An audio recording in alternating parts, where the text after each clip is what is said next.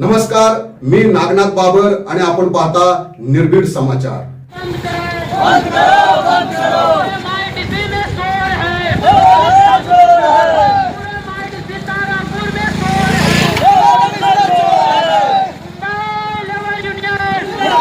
Mumbai labour युनियनच्या नेतृत्वाखाली पालघर जिल्ह्यातील तारापूर एमआयडीसी येथील विराज प्रोफाइल कंपनीतील कामगारांनी पालघर कामगार उपायुक्त कार्यालयावर जोरदार मोर्चा काढला। कंपनीतील सुमारे 500 कामगारांना कथितरित्या बेकायदेशीर पद्धतीने कामावरून कमी केल्याचा आरोप यावेळी करण्यात आला। कोणती पूर्वकल्पना किंवा योग्य चौकशी न करता कामगारांवर कारवाई करण्यात आल्याचा दावा आंदोलकांनी केला। तसेच कामगारांच्या विविध तक्रारी आणि प्रलंबित प्रकरणावर गेल्या अनेक वर्षांपासून ठोस निर्णय झालेला नसून प्रशासनाकडून या प्रकरणात टाळाटाळ केली जात असल्याचा आरोपही कामगारांनी यावेळी केला। कामगारांच्या न्याय मागण्यावर तातडीने निर्णय घेऊन न्याय न मिळाल्यास येत्या काळात आणखी तीव्र आंदोलन छेडण्याचा इशारा मुंबई लेबर युनियनचे सेक्रेटरी सदानंद प्रभू आणि कामगारांनी प्रशासनाला दिला आहे। पहा यावेळी कामगार उपायुक्त काय म्हणाले। डेप्युटी कमिशनर ऑफ लेबरच्या ऑफिसवरती हा मोर्चा आहे। त्यांनी आमच्या कामगारांच्या प्रश्नांवरती दाखवलेल्या टोटल अनास्थेबद्दल, आमचे प्रश्न हाताळण्यामध्ये त्यांनी जो पक्षपात आणि व्यवस्थापनाची बाजू घेऊन भ्रष्टाचार केला, कामगारांची प्रकरणं वर्षानुवर्ष रखडवून ठेवली आणि त्यांना न्याय मिळवण्याच्या कामामध्ये अडथळे आणले, त्याच्यासाठी आम्ही हा मोर्चा आणलेला आहे। विराज कंपनीचे किती कामगार या आंदोलनामध्ये सामील आहेत? विराज कंपनीचे जवळपास 1,500-2 हजाराच्या वर कामगार या आंदोलनात सामील आहेत। विराजमध्ये आम्ही 1 दिवसाचा लाक्षणिक संप सुद्धा जाहीर केला होता।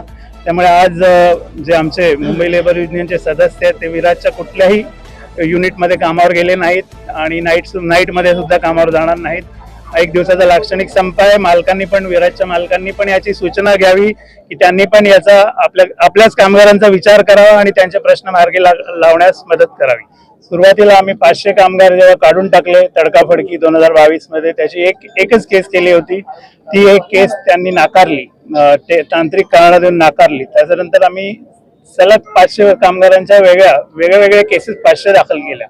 त्या केसेस सुद्धा त्यांनी एकाही केसमध्ये नोटीस इश्यू केली नाही, कुठलीही कारवाई केली नाही।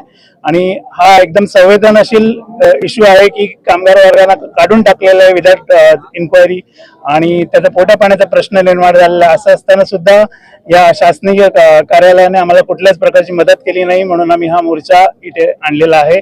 आणि आमची हीच मागणी आहे की कामगारांच्या प्रश्नावरती जागरूकपणे या लेबर ऑफिसने लक्ष ठेवलं पाहिजे। आता आपण चर्चा पण केली शिष्टमंडळाने, नेमकं काय आश्वासन? शिष्टमंडळाने चर्चा केली, त्यांनी तांत्रिक कारण दाखवली। काही गोष्टीमध्ये आम्हाला शासकीय ऑर्डर्स नसतात, आम्हाला कॉम्प्लायन्स करावं लागतं वगैरे थातूर मातूर उत्तरं दिली। आणि एक गोष्ट त्यांनी थांबवण्याबद्दल आश्वासन दिलं, त्याबद्दल पत्र देतात म्हणाले। ते म्हणाले की हे जे व्हिडिओ कॉन्फरन्सिंगद्वारे वर्करचं आयडेंटिफिकेशन या ऑफिसमधून होत होते ते होणार नाही, ते थांबवणार याची त्यांनी फक्त ग्वाही दिली। म्हणजे कामगाराच्या वरती डायरेक्ट अन्याय जे करत होते ऑफिस कंपनीशी संगनमत करून, तो तुर्तास थांबवला। त्याबद्दल तेच या मोर्चाचं एकमेव फलित आहे।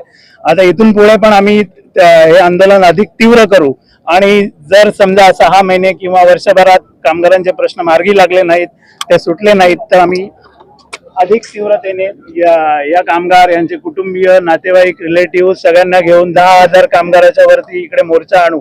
तुम्हाला एक ठराविक वेळ दिलेला आहे आम्ही की या वेळामध्ये तुम्ही आपलं वर्तन सुधारायलाच पाहिजे, कारण शासकीय पगार घेतात म्हणून तुम्ही मगरुरी दाखवू शकत नाही।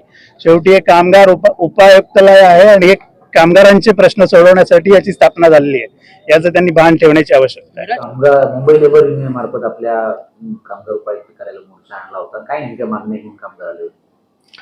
आज मुंबई लेबर युनियन तर्फे कामगार उपायुक्त कार्यालयात मोर्चा आणलेला होता।